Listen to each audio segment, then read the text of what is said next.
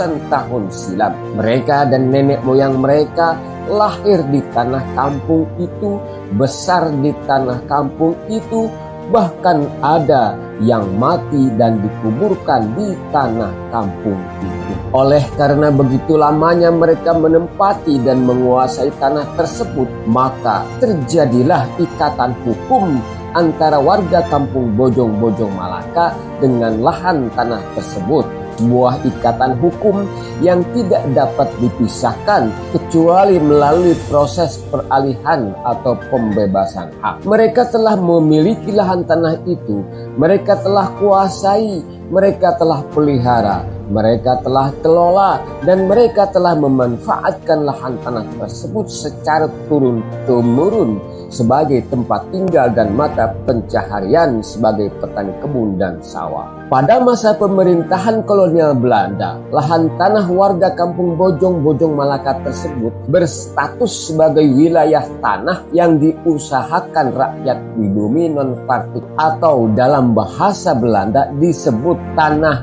Biborweidsgronden. Keberadaan mereka sebagai penduduk pribumi kampung tersebut tidak pernah diganggu oleh pemerintah kolonial Belanda karena status tanah yang mereka kuasai tersebut diklasifikasikan sebagai tanah hak milik adat non-partikelir, di mana hukum yang berlaku bagi tanah hak milik adat adalah hukum adat. Demikian pula setelah Indonesia merdeka dan seiring diberlakukannya hukum pertanahan nasional, yaitu Undang-Undang Nomor 5 Tahun 1960 tentang Undang-Undang Pokok Agraria, di mana dinyatakan bahwa hukum adat menjadi asas hukum pertanahan nasional, maka dengan sendirinya hak dan kepemilikan Ibrahim bin Jungkir dan kawan-kawan atas tanah hak milik adat tersebut terikat langsung berdasarkan ketentuan undang-undang tersebut sebagai warga negara yang telah memiliki hak dan kepemilikan atas tanah